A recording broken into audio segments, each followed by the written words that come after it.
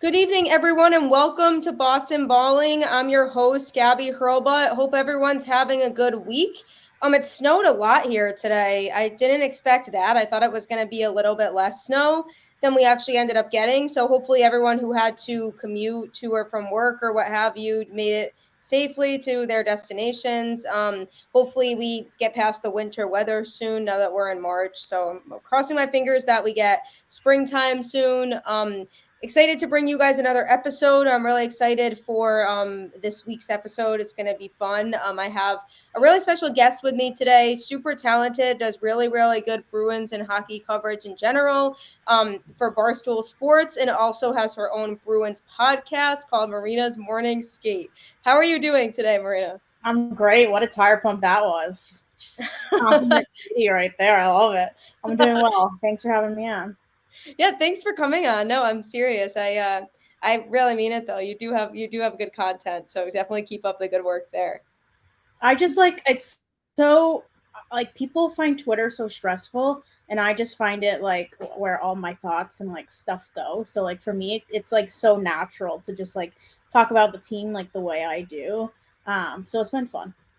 Yeah, and Twitter, I feel like it's one of those things where you just can't take it too seriously. Yeah. Some people just get so worked up over Twitter, and it's like at the end of the day, like who cares? Like who cares Just what log people are off. saying Just on log Twitter? off if you're getting heated. Yeah. It I really doesn't. Yeah, that's why you never find me in like those Twitter fights or Twitter spats. Like I'll join one like here and there, but it's just like I like life's too short for this. What do I do? Yeah. Like that's for those people who just have no life that just sit on Twitter all day and just like try to pick fights with people. Yeah. It's nuts. It's like I'm also angry about the team, but like I'm not going to these depths where it's like crazy. It's crazy.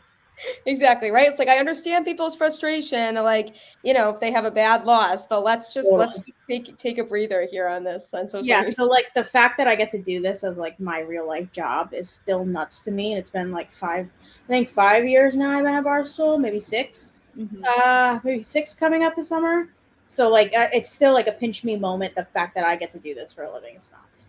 Yeah, I was just going to ask you that too. Like, just can you just give us a little bit of background as to, how you ended up at Barstool and kind of just your story, really. Yeah, totally. So back in 20, I think 2015, I started my own Boston Bruins blog because I just hated how the team was being talked about.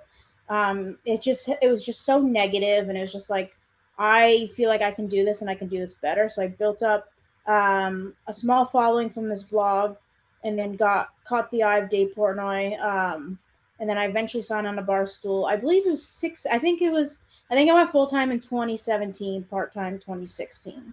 So it was really 2 years of really doing my own stuff, just like attacking social media.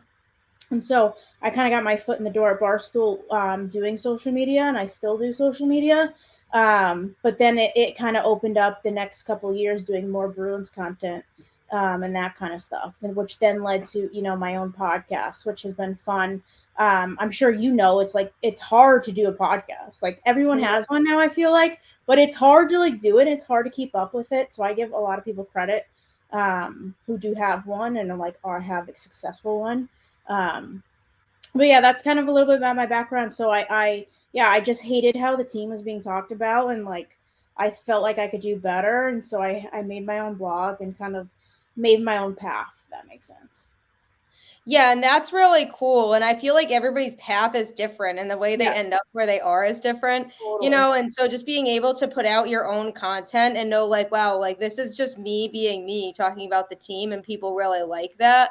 You know what I mean? Like that's got to be such a cool feeling as well. Like, yeah, I have real fans who just like, to just see what I have to say about the team all It's the time. authentic, and I think that's the best part about it is that like I'm not forcing my reactions. Even if I didn't have this job or Twitter or anything, like I would still react to the team the same way. Like I'd still be angry, sad, mad, whatever. So I think that's the coolest part of it is just like how authentic it is and how authentic Barstool is, and it's just like a group of people who just love their teams. Really, it's really what it comes down to. So I love Twitter. I'm on it the most, but like if you can't find like the fun in it, it's like what like it's not like it shouldn't be your job if you can't find the fun in it.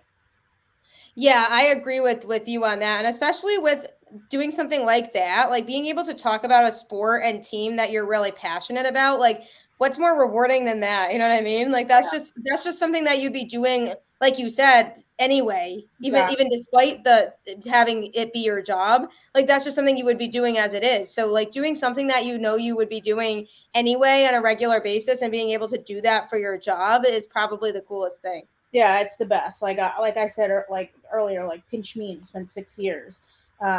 So it's definitely like a blessing, and I'm very like I don't think I'm satisfied is the right word. Like I think I can grow in a lot of areas. I want to do more video stuff, better podcasting and whatnot. But it's cool to have the creative freedom I do at Barstool, and all that stuff. So yeah, I mean, I never thought 8 9 years ago that this is what I would be doing, and so it's crazy. It really is. Yeah, I'm sure it is crazy. It's like if you look back on everything that happened in those years, and it's just like, wow, I never thought I would be where I am now. You know what I Right, mean? like starting a blog and doing the blogs, like I never thought that this is where it would lead me to. And so it's just a testament of like anything can happen. That's why I try and encourage people, just go out there and put your own stuff out because you never know what's going to happen. Yeah, and I feel like that's good advice too. It's just like because similar to you, it's just kind of like putting stuff out there because you never know who's gonna see it or come across it. You know what I mean? Totally. That's super cool though. I really like that. And I mean, we actually just realized right before we got on air here that we grew up relatively close to each other, like like a few towns over from each other, which is pretty funny actually too. So I would assume like you just have always been a big Bruins fan. Yeah, it started. The Whalers left when I was a few years old, so that really wasn't an option. But my dad was a Bruins fan, even with the Whalers being in Connecticut. But it's just so funny talking to like people don't recognize Connecticut as like a New England town. Like whenever I say like I'm from Connecticut, people just like groan and like roll their eyes, and I'm just like, yeah, yeah, I know, So whatever. true. Because So it's true. like half of them could be Yankees fans, half of them could be Red Sox fans. Most of them are Celtics fans, but then you got some, Knicks fans. So it's always funny, like people's reactions when I say I'm from Connecticut. So it's nice to have a fellow person who is from Connecticut. Yeah, I can definitely relate to that as well because I get the same reaction too. People are Yeah. like, "Oh, okay," like like which teams do you like or whatever? Like what It's like the first question. It's like, all right, so who do you root for? It's like, come on. yeah, it's like here we go. Like have to have this conversation that I have with literally everybody I meet that's not from Yeah. Connecticut. Exactly. Yeah, so that I just thought that was really funny. That's just a side note for everyone out there because we're kind of just talking and we realized that, and so just being able to relate to have somebody to relate to that, and just being able to have that connection of like, yeah, we've always loved these teams, but a bunch of people that are around us didn't, No, you know. like my brother's a Yankees fan. Like I'm a Red Sox fan. Like it's just it's so funny like getting the different teams and whatnot. But yeah, I've been a Bruins fan, ever since I can remember. My dad really got me into it when I was super super young, um, and so that's been a really cool bond, especially with him going home and being able to watch games with him when I come home. It is really cool. Oh yeah, I know. I'm sure that is cool. Yeah, like because you guys don't get to do that really anymore, you know. So just being able to do that when you're are home and you see him, just having that bond of like that's what you guys can do together, you know. Yeah, it's very special. It's very cool. Yeah, that is cool. Yeah, does your family still live in Glastonbury? Yeah. Yep. That's super cool. Yeah, that's just such a small world to me. I just thought that was really funny. That's Um, crazy. but Yeah. But yeah, no, super cool story. I mean, it's just awesome that it worked out that way for you because obviously you probably love what you do, you know, and that's everyone's goal is to love what they do. Yeah, exactly. And that's why I'm just like that's why I kind of tell people like Twitter's so crazy nowadays where it's like you could be a nobody so to speak and then in a couple years build a following and like you never know what will happen from that. So that's why I encourage people to know to like just because 10 people are reading your blog one day, like in a few years, it could be thousands. So it's cool. I when I look back like on my career, the short 6 years it's been already, I'm like, yeah, like it's crazy how all of this worked out, and you kind of just got to work and chip at it, and you never know what's going to happen.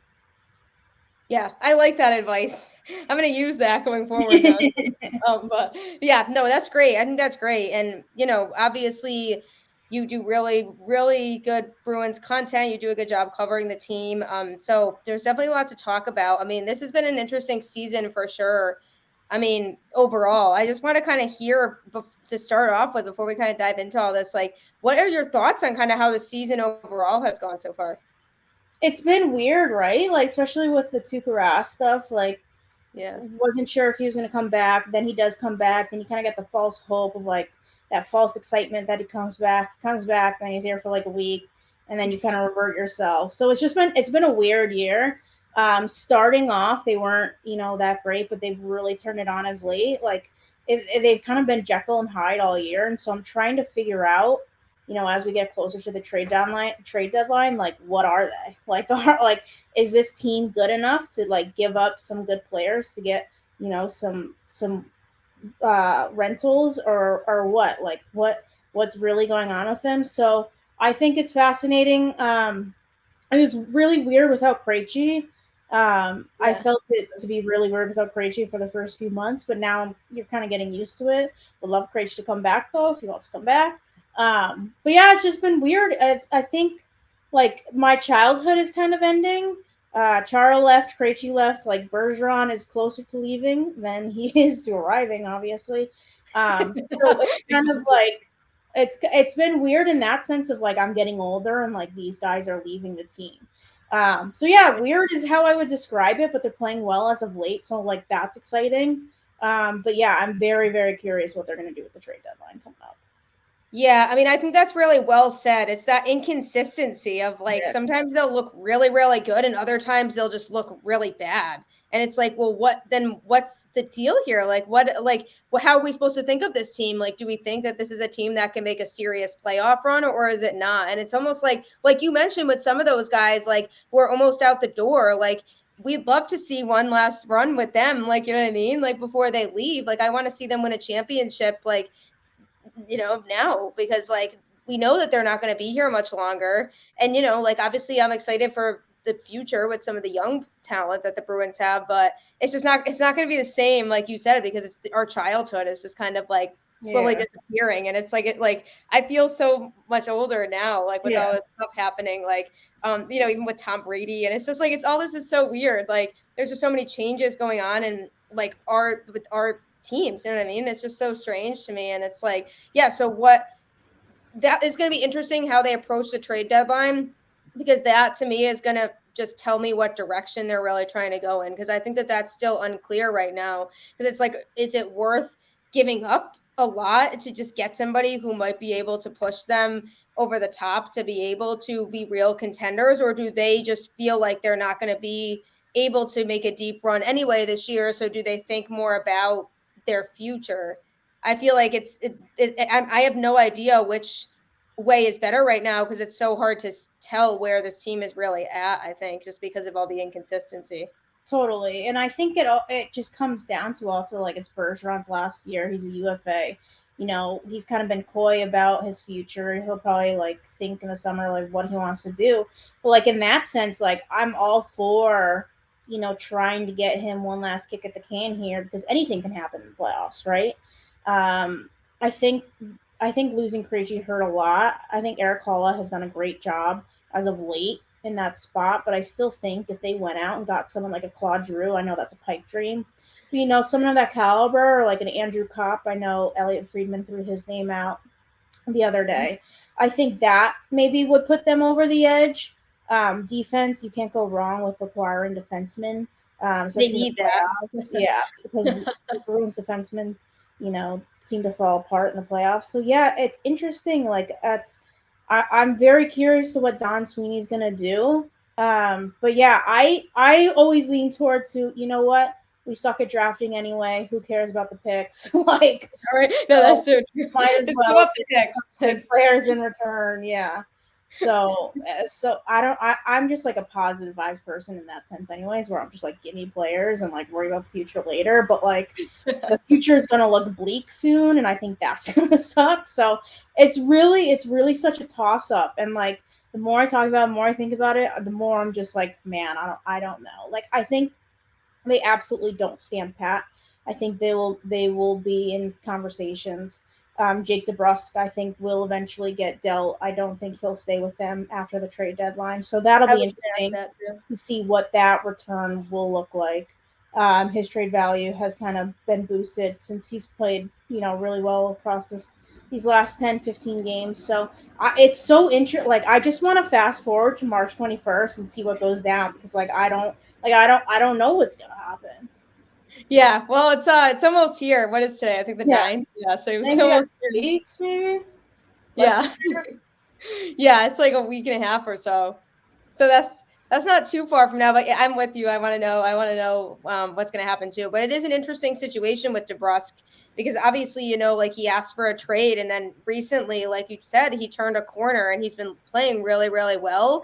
But I was just having a conversation with somebody about this the other day, and I said, look, I still feel like at the end of the day, even though he started to play a lot better, I still think he's going to get moved because now the value is going to be higher and they can get more in return for him now because of how well he's been playing recently. So I still do think that his name is going to be one of the first ones that, gets mentioned and is thrown into a package. I just wonder what the return will be on that. And it's just obviously we need a solid defenseman would be nice, but it's like what caliber defenseman are they going to get? And is it going to be somebody who is going to contribute just now so that they can win a championship, or are you going to find somebody that you're looking for longevity that's going to help longer term? So Yeah, that's going to be yeah. something. Don Sweeney always naturally tries to find a player with term so he doesn't get burnt, by Yeah. those rentals. But yeah, it's so curious what the return is, and like, do teams know like how streaky he is? Like, you would have to assume so. Like, just because he's this hot, like maybe like it's not going to change some teams' minds, I guess, about DeBrusque. I don't know. So it's very curious what the return would be. These bigger names that the Bruins are in on, like a Jacob Chitrin, like that's the perfect position where I'm packaging DeBrusque, because the Bruins don't have a ton of assets. Like, they have a very depleted farm system.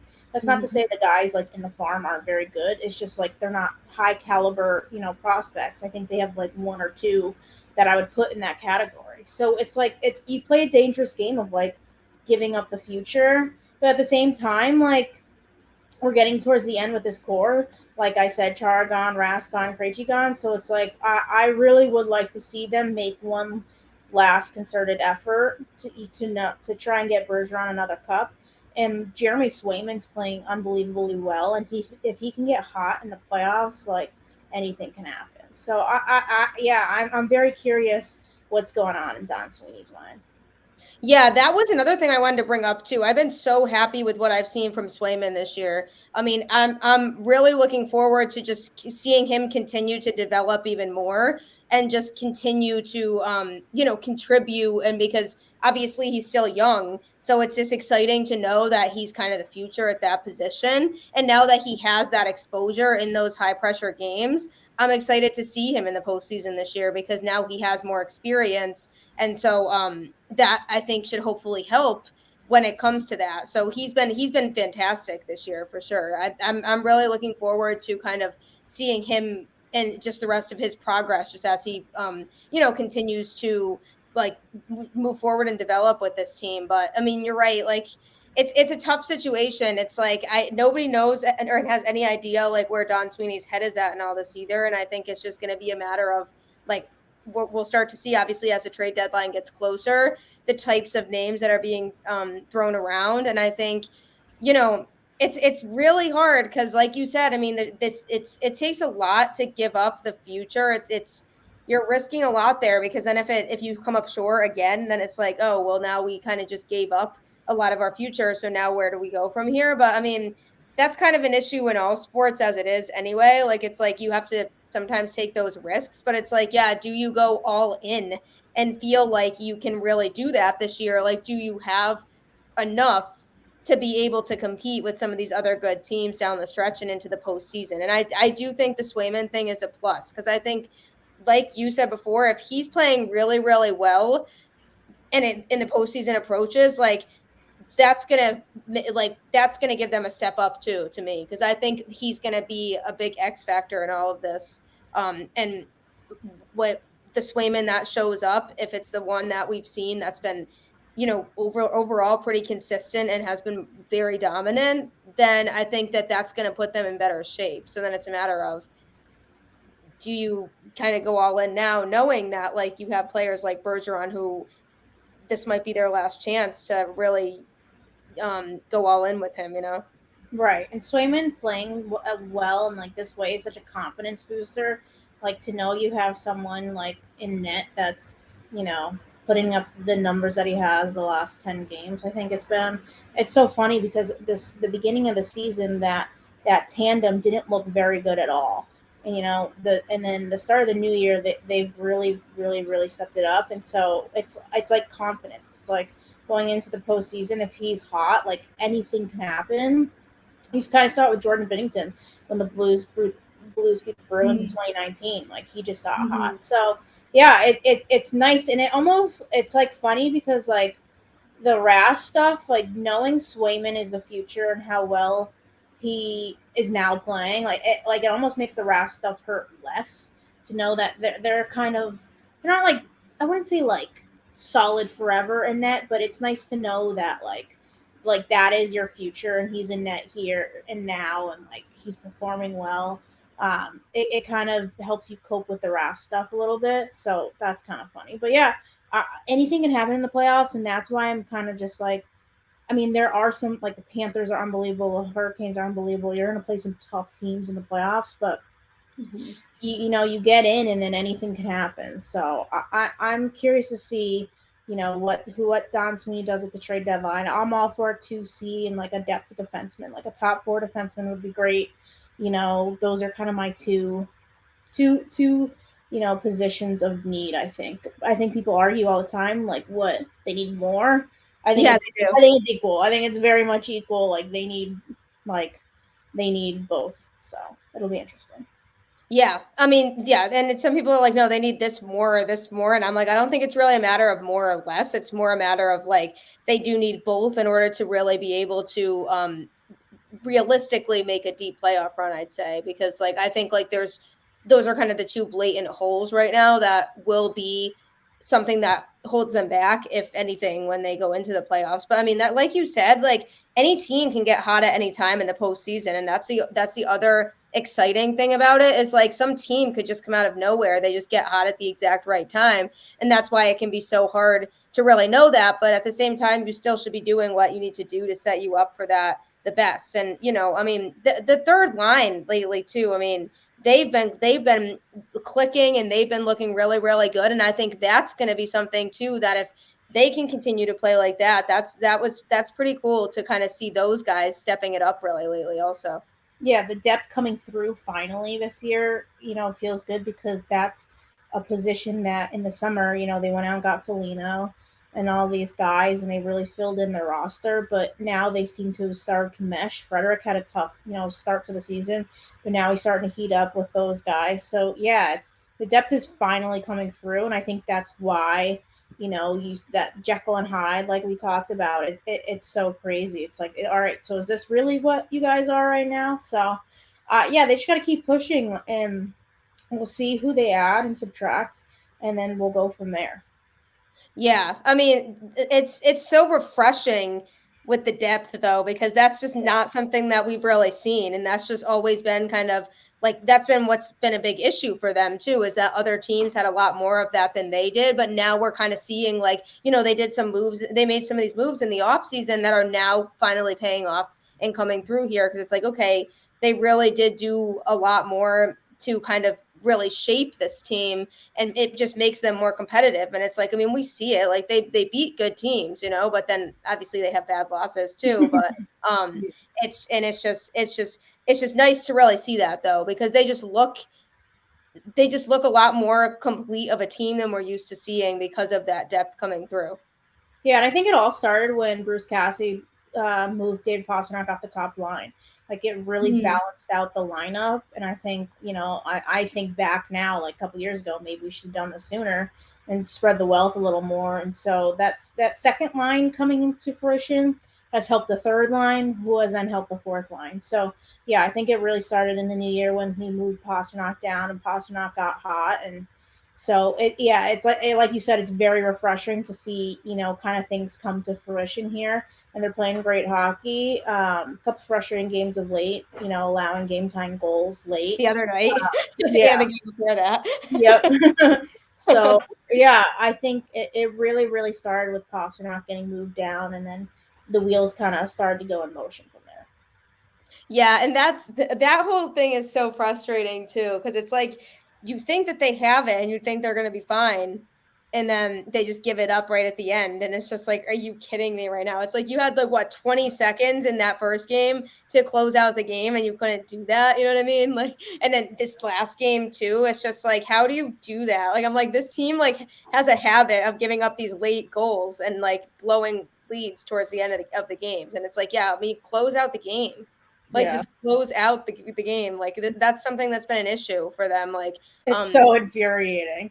these And late third period goals like that they give up on a regular basis. oh, it's so brutal and it's so infuriating, and you're just like, all right, like you like almost can't get mad because of how well they're playing lately, but then at the other time it's like we could be banking more points, like all this stuff. So yeah, that's like the stuff I talk about when I'm like screaming at my TV. I'm like, what are we doing? Like, what are we doing here? Like 20 And seconds left. it's especially, yeah, it's especially frustrating like in the games when they just can't get anything to fall. Like they just are having, they've like so many shots on goal and like so many attempts, and they just can't get anything through. And then it's like maybe they'll finally push something through, but then something like that happens. And it's like, okay, yeah, like this is why, like, yeah, like you've been outplaying the other team all game. You just keep missing opportunities. Yeah, they just can't close out games. But I think that's something like the coaching staff, I'm sure, they've seen a lot of tape on it and whatnot. And like, I think it'll be concerning if it continues to happen. But like, Mhm. I feel like they lead the league in like the late game time goals lately. It's Oh, they crazy. definitely do. Yeah. It's crazy. I So mean, it is definitely something to keep an eye on. I'm yeah, not overly concerned about it or anything like that, but the closing out games is definitely something that needs to be considered. you just And don't want it to become a habit. Really, is what it comes down to. yeah, I mean, I'm a little bit worried that it might, but like I think they'll be okay. I think it was just kind of, we saw just a string of like unfortunate things that happened like as of Right. late. But it's not like this has been consistent all season either. So that's why it'd be one thing if it was, but this is just seems to be as of late just an issue. But I'm like, you seriously have to be kidding me right now. I was like, for the second game in a row, we're gonna do this again. Like Deja seriously. vu. It's crazy. I was like, this is like, why? Like, why is this happening again? And I mean, a lot of people were really, really bashing Olmark after that happened, but it's like, it's not, you can't, like, it wasn't all on him. Like, you can't put that all on him. Like, and people are just, a lot of times people tend to like go right to the goaltender and blame them. But it's like the Bruins defense really wasn't, they're the ones in a lot of these situations that weren't doing their part either. And it's like, there's only so much that you can really put on Omar. And it's like, yeah, granted, the guy hasn't been fantastic this year, like by any means, but like not everything is on him either. And in that situation, like in that game in general, like I just saw a lot of hate going towards him. And I'm like, why don't we first of all like look at the defense and just because there's definitely a lot of it that I would put on them as well. Even Yeah, more so. I think with anything, like Bruins fans just need a scapegoat. It doesn't matter who it is, you know. Yeah. Like and that was Tuukka Rask for many years. So Oh yeah, Tuco got so much like yeah. hate from fans. So that's just one of those things where it's like you can't even like listen to Twitter after that. It's just like, right or wrong. It's insufferable to hear about. But yeah, I mean, a lot of it is on the defense, and I'm sure we'll tighten it up. And if it keeps happening, then we can, bitch and moan about it. But like at the end of the day, it's just like, you know what? It's infuriating. It's really what it is. It's just like you had it in the bag, you just couldn't close it out. So like I'm just looking for them to play a full 60 minutes, especially tomorrow night. Yeah, exactly. That's what needs to happen. And it's like they'll look good for a majority of the game usually. And it's like, okay, yeah, like, they're playing better hockey than the other team. but then it gets into those late minutes and it's just like, oh, things are starting to get a little sloppy. And then sure enough, you know what I mean? Like something like that happens. And it's like, granted, like they had just come off of that West Coast trip. So people, were like, maybe they are just jet lagged, but it's like, yeah, they didn't look that way for a good portion of the game. So I thought that was good because I was like, oh yeah, they might come out in this game and just look like, lazy or just sloppy in general, but overall they were fine. But then yeah, it got to be late in the game and that's when things kind of started to slip up for them a little bit because I was like, yeah, here's where they started to make some like sloppy mistakes and then sure enough like something like that happens. But I think overall, like you said, they're playing a lot better hockey now than they were early on. But there's still definitely some things that we need to look out for. And as of right now, like it's still hard for me to feel like they can compete with some of those top teams going into the postseason. Yeah, like they beat the teams that they're supposed to beat, and then they seem to struggle against the better teams like Carolina. They really haven't shown up against Yeah. this year, and that like maybe that's an outlier, but that's what I'm really curious about. It's like they almost seem like they're in the middle. Like they're good enough to be in the playoffs, but are they good enough to be a contender? Like I said, anything can happen in the playoffs, but it's really interesting to see where they actually stack up. But at the same time, like I don't think teams want to play the Bruins in the playoffs. Like I don't think they want to go up against Bergeron and Marchand. Like and if Swayman's playing well, like that would be a tough matchup for certain teams too. So like in that same vein, like I think teams want to avoid the Bruins just as much as maybe the Bruins want to maybe avoid some of these better teams. But yeah, it's definitely interesting to see where they are, and hopefully if they just keep rolling here in the last games of the schedule here, then I'll feel better about it. Yeah, and that's the whole thing too, is it's like, there's still some time, you know what I mean? Like before we get to that point. So it's like it's going to really be a matter of what happens in these this last section of games of the season because if they're starting to play sloppy, then we should be concerned, I'd say. But like if Yeah. they keep everything together, I mean, Pasta continues to play how he's playing. Swayman continues to play how he's playing. And then obviously a bunch of other things that go into that too. But certain players like that, like you want them to be able to continue to play how they are because that's going to be, like you said, that could be what ends up being a serious problem for other teams in the postseason. And some people seem to forget that there's still a trade deadline somehow. Hmm. Some people are just like, oh my God, like this team's not good enough. And I'm like, yeah, but they're going to fix some things at the trade deadline. Like that hasn't even gotten here yet.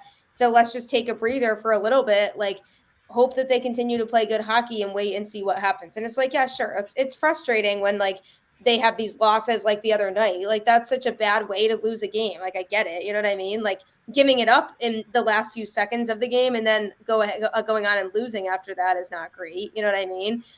So it's just like I get the frustration behind all of that. It's like, oh yeah, like we're going to OT and then you think that they were going to pull it out then, but it's like, I get those situations are frustrating, but there's just so much about this that still has to happen. Like we don't know what they're going to look like after the trade deadline, and we don't know in general what they're going to look like even from tomorrow night on. You know what I mean? So it's like people need to just kind of wait and see because at the end of the regular season, if overall they're looking like they are now, then I'll feel better going into the playoffs because I'll be like, okay, yeah, they're playing solid hockey right now. Like they can beat some of these other teams. So it's really just a matter of I think what happens in this last section of games to really set the tone, I think, for how they might look in the playoffs. I also look at it like injuries too. Like right now, they're healthy, knock on wood, for the most part. Yep. A lot of teams are banged up going into the postseason. So I think if they can stay healthy, I think that's why you add a top four defenseman and like a second line center too, like at the deadline, Mhm. just for that factor alone, because you never know what's going to happen in these last stretch of games. So that's something what I look at going forward here as well. It's just like you don't know what's going to happen health wise. You hope you're completely healthy, but like I said, the Bruins get pretty banged up in the postseason just because of how they play too. So that's something that I'm looking at also heading into this last stretch. Of course, yeah, injuries are one of the biggest things always, and it's just like we have to hope that they can stay healthy and overall this year obviously, I mean, still obviously we're there teams were dealing with COVID and all this other stuff Yeah. still. So there were a bunch of, factors that went into this season again. But I mean, overall, I'm pretty happy that they relatively stayed healthy all season for the most part. Like there weren't a lot of like, obviously some key players missed some time, like, but overall they were pretty healthy overall for most of the season, which I think was pretty good considering like all the factors and COVID still being a thing and just obviously injuries in general. It was just nice to kind of see like overall there weren't really a whole lot of players missing like a bunch of games or anything like that. So I think that that's been good for the Bruins this year. Yeah, totally. And like they've missed some guys here and there. I know Yeah. Grizzlies was a little banged up, but he'll be playing tomorrow. So that's just something like you have to keep in the back of your mind, just like hoping these guys stay healthy. As we get into the playoffs, because that really is the key in the postseason, because all these guys are playing hurt.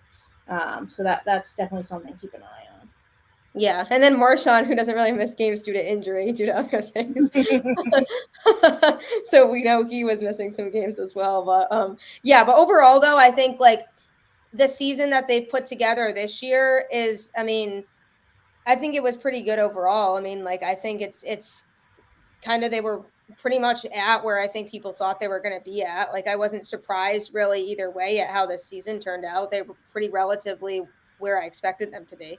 Yeah, I think for sure. I think like I you kind of knew going into the season how good the Panthers were going to be. The Yeah. Leafs are always in the conversation. I was kind of surprised at how well the Lightning were, but they're just so good at retooling. So yeah, they're in the mix, and that's kind of all you can ask for. I didn't expect them to be at the very top. I thought they would.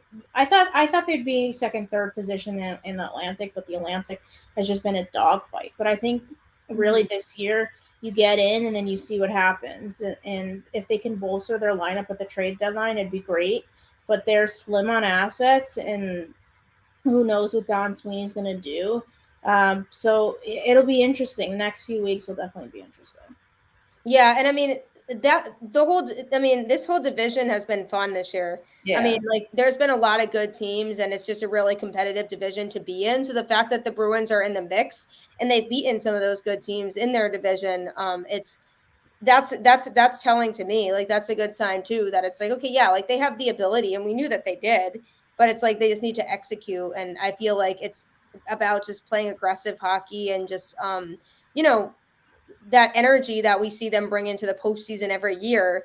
They need to do that, and like you said, stay healthy. But also, I think it's obviously like mentally, like if they need to feel like going into it, like okay, like we've struggled against the Panthers this year, but let's like now we can turn the tide on this now because now it's postseason hockey. You know what I mean? And I really overall have liked what I've seen this year, but it will be nice. That second line will be so much better if they get like a center for that line too. And then I think that's just going to make everybody else behind them better as well. And already, even like we touched on before, the third and fourth line have been good as it is. And so I think those to me are what's been the pleasant surprise to me, I think, is just how well those two lines have really been performing and really contributing, especially as of late. I think that's been such great to see. And like you said, it did start with the whole Pasternak move. And I didn't know how that was going to go at first. I was like, this is interesting. Like, but I think I understand why he might be doing it. And it just proved to be like, one of the best decisions that he's made because it helped with the overall chemistry on the ice, I think, too, for everybody involved. Yeah, totally, and that's like one of the reasons why I'm like, why didn't we do this sooner? Like maybe it would have been a little better, but yeah, it's definitely interesting. Like the Charlie Coyle experiment didn't really work. I know he had off season surgery, so coming Yeah. into the That season was was that was tough situation for him, but coming into the season was a little tough, in that role. But Jack Studnicka really didn't stick there. So I think if they can go out and get a 2C, would really, really help balance this team more. And that's saying something right now, especially since you're playing so well. yeah, I know. It's like we're at the point in the season now where it's like, okay, like this is crunch time. Like now we're really in crunch time. Like the Bruins are right there in the mix, and it's like we can look at the positives. Like even though that loss was frustrating the other night, like at least they got a point. Like people need to try to look at it from that standpoint as well, that it's like there are positives to take out of some of this. And it's like, yeah, like as frustrating as that loss was, like at least they still came out with a point at the end of the night. And it's like at the end of the day, like that's what the goal is in order to punch your ticket into the postseason anyway. So Right. I think overall they're in pretty good shape, but this trade deadline I think is going to be really telling for not just right now, but also the future of the team. Because you either give up a lot or you don't, and then you just hope that what you have might be good enough, or it's not. You know what I mean? So it's going to be really, really telling. Obviously, I do think he makes moves. It's just going to be a matter of like how deep does he want to go? Yeah. And I think What does he want to give up, and for what, and all this stuff, and it's like the Bruins are always active, at the trade deadline. They're always, talking to teams. They're always in conversations. So I'm interested to see, what other names come up. I brought up Andrew Kopp. Like obviously Claude Giroux. I think everyone wants to be in on Claude Giroux. that would be so nice, but It would be awesome, but he kind of controls his own destiny there. So we'll see yeah. what happens. But yeah, it's like the Bruins have a nice wish list. It's just a matter of seeing if Don Sweeney's willing to give up, because like some guy, like teams are going to ask for high prices for some of these guys, and rightfully so. So it'll be interesting to see what Don does. Yeah, and that's why they're in such a tough spot, because some teams have more that they can give up than the Right. Bruins do. They have more assets, more pieces that they can offer. So it could be a bit of a challenge, but I'm actually, I think like we said before, DeBrusk's trade value has gone up, so I think that that's going to be a good thing too, you know what I mean, for them, because they can get a more decent return as opposed to way earlier in the season when he asked for the trade. Where he was at that point, the return wouldn't have been that great had they tried to move him then. You know what I mean? And so like now he's really starting to turn that corner, and some people are like, well, we just shouldn't give him up. And I'm like, well, they're gonna have to. Like if they want to like get a couple pieces that might help push them over the hump to really reassure us that they could genuinely be a team that can go deep in the playoffs. Like I don't really see another option that doesn't include a trade package with him in it. Yeah, I can see them being like, "Oh, he's going to be our own rental," but I think you have to go into the postseason with guys, who that want to be there and want to, like they want to play for the crest on their jersey, and that's not to say like DeBrusk has been like so sour during this. I just think like it'll be a fresh start for everybody involved, especially at the trade deadline if he gets moved to a team.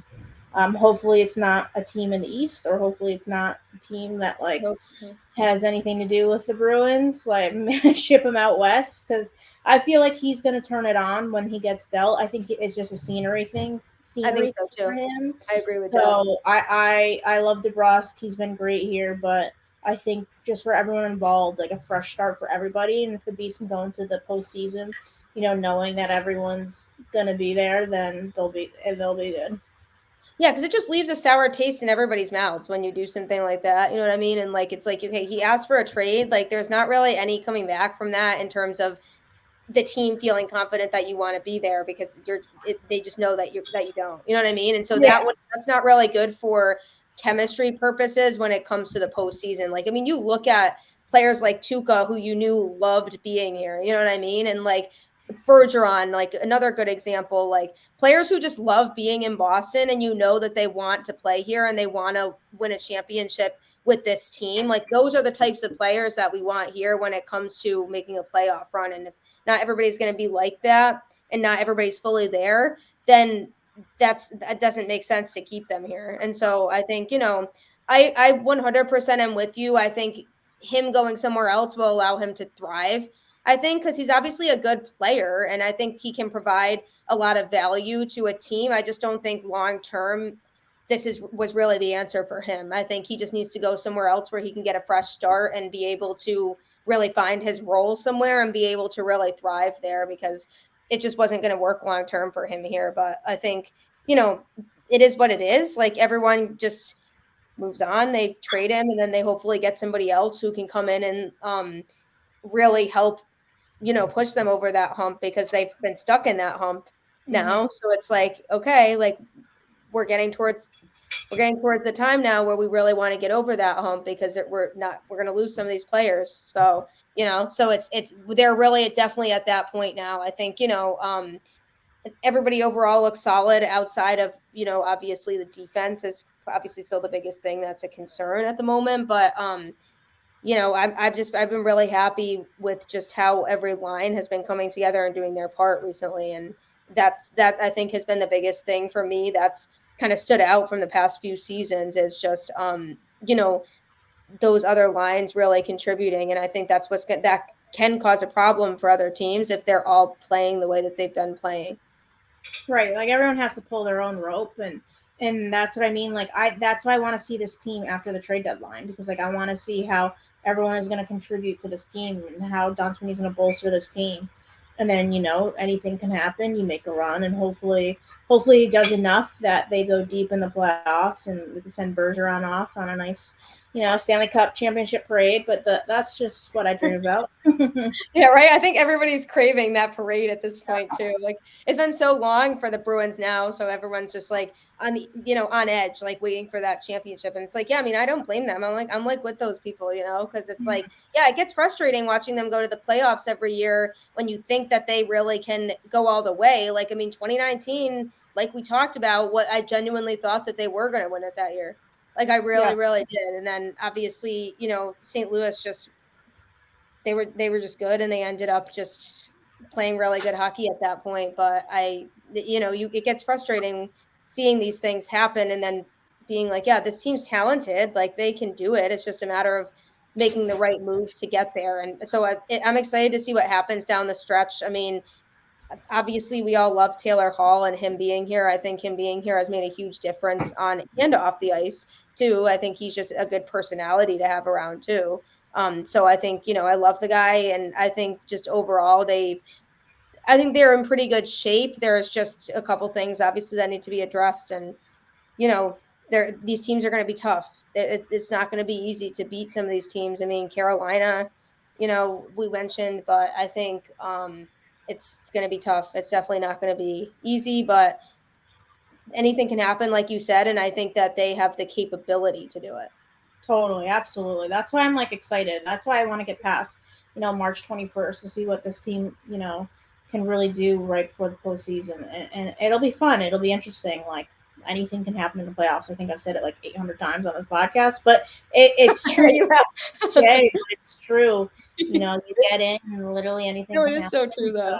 It is so true. Like that's what makes it so great though. It's like one team can just get really, really hot exactly when they need to, and they might not necessarily be the team on paper that you think is going to win the whole thing, but a lot of times that is what it's a matter of. But I think the Bruins have that chemistry, and they obviously have the passion, and they do show that energy in games. So they just need to continue with that same energy going into the playoffs, because when they play with that kind of energy that we see them play, for the majority of each game now, that's the team that like I can see being like, okay, like if they continue this energy, like other teams might not want to play a team like that. Exactly. And that's why I'm just like, just get me to March 22nd. Get me past the trade deadline. Then you can wake up that morning and be like, all right, now I know exactly what this team is going to look like going into the postseason roster wise. So let's just see how they execute that, in these last few games before going into the playoffs, because that's going to be really telling. And it's like, yeah, they can make a couple moves and we could be like, oh yeah, this is pretty good. Like I kind of like what they did, but it's going to be hard to really know how good that actually is until they're playing together and they're doing it. So it really is going to be a matter of, okay, like let's these next couple weeks, like obviously continue to play good hockey, but then see what happens after that deadline in terms of who do they bring in and how do they contribute, and does it make them better than they are now or not? You know what I mean? Exactly. Get me to March 22nd and we'll see what we're going to battle with, and that'll be good. Yeah, I know. And it's so stressful, but it's also exciting. I feel like, you know what I mean? Because there's so much that goes into this. Like we could talk about this for so long, I feel like, but there's so many different factors here. Obviously we touched on a lot of the big stuff, but I think they're right in the mix, and being right in the mix means you can win. You know what I mean? Like it doesn't really matter if you're at the top to end the regular season. It just, as long as you get there, then it's going to be a dogfight in the playoffs, no matter who's in it. So, It's there's some really good teams in the playoffs, and like it's not like other years where like, oh, maybe the matchups you'd rather play this team. Kind of like in 2019, the Bruins path to the Cup was a little easier. mm-hmm, But mm-hmm. really this year you're gonna have to beat some good teams to advance. So Yep. yeah, it'll be a nice. We'll need a nice reset, after the trade deadline, and then once postseason's here, it's everyone pulling rope and everyone getting together and everyone doing what they can. So it'll be. I'm really excited for it. Like playoff hockey's unbelievable to watch. Oh, it It's is. It's so better than fun. anything else. So It's I'm giddy. Yeah, I'm getting giddy. I want to see what Don Sweeney's going to do to this team. Yeah. No, I know it is so fun. There's not really much else like playoff hockey in Mhm. general, but yeah, no, I'm excited to see what he does as well. But yeah, I really appreciate you joining me on the show. This was great. I look forward to seeing your content, like when we do go into the postseason, or even like your reactions to the trade deadline as well. Because it's going to be fun to see what some of these teams do. The Bruins included, obviously, and then just after that, just what goes down between then and the playoffs, and it's just going to be a lot of fun. I think we are in for a fun few weeks coming up here. So I'm really looking forward to that. But really appreciate you joining me. Appreciate everybody tuning in as always. Go Bruins. Always appreciate everyone's support. I hope you have a fantastic rest of your week. Let's hope for a big Bruins win tomorrow, so that I can go into Friday in a good mood to end my work week. So hope everyone has a great rest of the week, and I will catch you all next time. Thanks for having me on.